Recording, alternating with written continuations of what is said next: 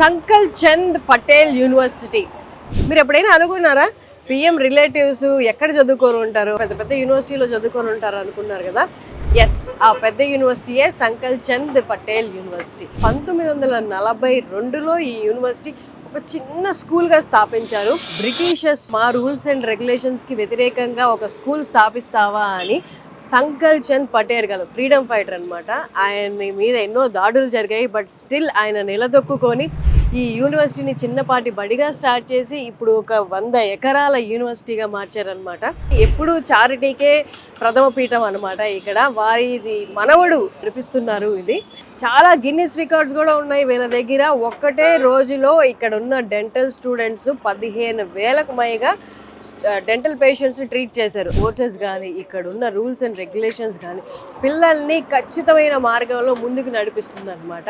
Startup ఆలోచనలు ఏమైనా ఉన్న స్టూడెంట్స్కి 10 లక్షల నుండి 2 కోట్ల వరకు వీళ్ళు ప్రోత్సాహం అందించడానికి రెడీగా ఉన్నారు, ఆల్రెడీ చేస్తూ ఉన్నారు. ఇయర్లీ ఎంత మంది స్టూడెంట్స్ పాస్ అవుట్ అయ్యారో, వాళ్ళు సీఎంలుగా అయ్యారు, పెద్ద పెద్ద పొలిటీషియన్స్, ఇండస్ట్రియలిస్ట్ అయ్యారు, వాళ్ళందరూ ఆలుమ్నిగా ఉన్నారు. అంటే ఎలాంటి సహకారం కావాలన్నా అందించడానికి అన్ని వేల మంది దేశ విదేశాల్లో సెటిల్ అయిన స్టూడెంట్స్ అందరూ సహకారాన్ని అందించడానికి రెడీగా ఎప్పుడు యూనివర్సిటీతో టచ్లో ఉంటారు.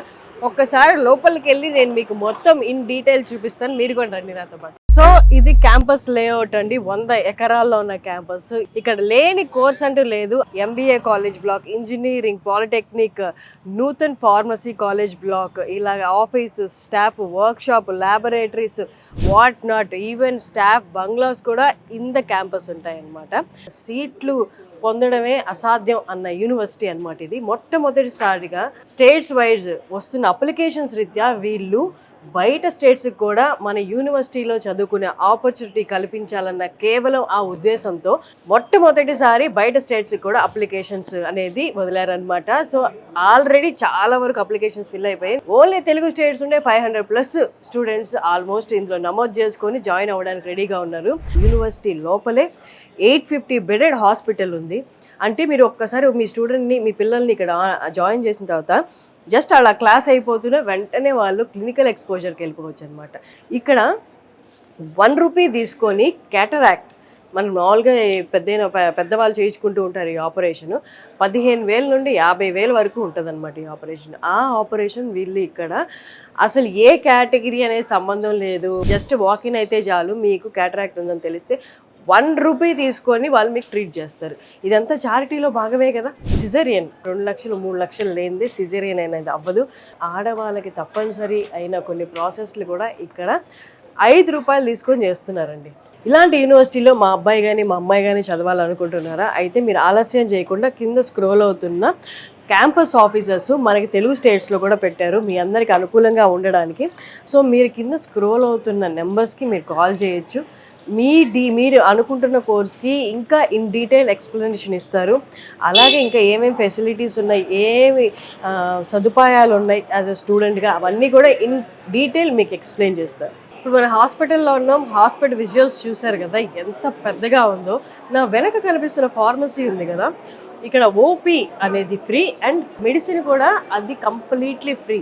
అంతేకాదు తెలుగు వాళ్ళు మనకి ఎక్కువగా చూస్ చేసుకున్న 3 మేజర్ కోర్సెస్ అవి ఇక్కడ ఉన్నాయి.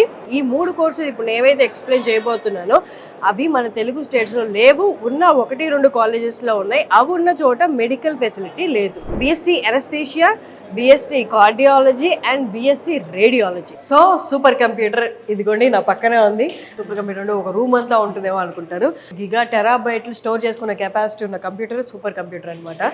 ఒకటేసారి ఒక 20-30 కంప్యూటర్ల మీద మనం ఆపరేషన్స్ హ్యాండిల్ చేయడం, అది కూడా విత్ యాక్యురసీతో హ్యాండిల్ చేయడం అనేది సూపర్ కంప్యూటర్ చేస్తుంది అనమాట. మన కంప్యూటర్కి ఒక 20-30 టైమ్స్ హైయెస్ట్ పర్ఫార్మెన్స్ తీసుకుంటే అదే సూపర్ కంప్యూటర్ అండి. అలాంటిది ఇక్కడ సంకల్ చంద్ పటేల్ యూనివర్సిటీలో స్టూడెంట్స్కి అవైలబుల్గా ఉందన్నమాట. ఈ గుజరాత్లో మొత్తంలో తీసుకుంటే మనకు 2-3 కాలేజెస్లో, యూనివర్సిటీస్లో మాత్రం ఇలా ఉంది. అందులో ఒకటి ఇక్కడ ఉందన్నమాట.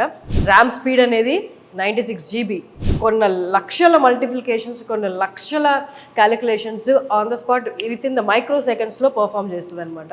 సంకర్షణ్ పటేల్ యూనివర్సిటీలో ఉన్న క్రికెట్ స్టేడియం ఉంది కదా, ఇప్పుడు నా వెనక అదంతా క్రికెట్ స్టేడియం మీకు కనిపిస్తుంది కదా. ఈ cricket stadium MS Dhoni cricket academy ఉంది కదా, దాంతో టైడ్ అప్ అంట. అక్కడ నేర్పించే కోచెసే వచ్చి ఇక్కడ యూనివర్సిటీలో చదువుతున్న స్టూడెంట్స్కి కూడా క్రికెట్ కోచింగ్ అనేది ఇస్తారనమాట. సో చూడండి, ఇక్కడ 24/7 యూనివర్సిటీలో వాళ్ళ క్లాసెస్ని బట్టి, వాళ్ళ క్లాసెస్ ఉన్న టైమింగ్స్ని బట్టి ఏ స్కెడ్యూల్ స్కెడ్యూల్ వచ్చి ఇక్కడ క్రికెట్ నేర్చుకుంటూ ఉంటారనమాట. అండ్ ఆ స్కెడ్యూల్స్కి తగ్గట్టే క్రికెట్ కోచెస్ కూడా ఎంఎస్ ధోని అకాడమీ నుండి, క్రికెట్ అకాడమీ నుండి వచ్చి నేర్పిస్తారు. చూడండి ఎంత పెద్ద క్రికెట్ స్టేడియమో.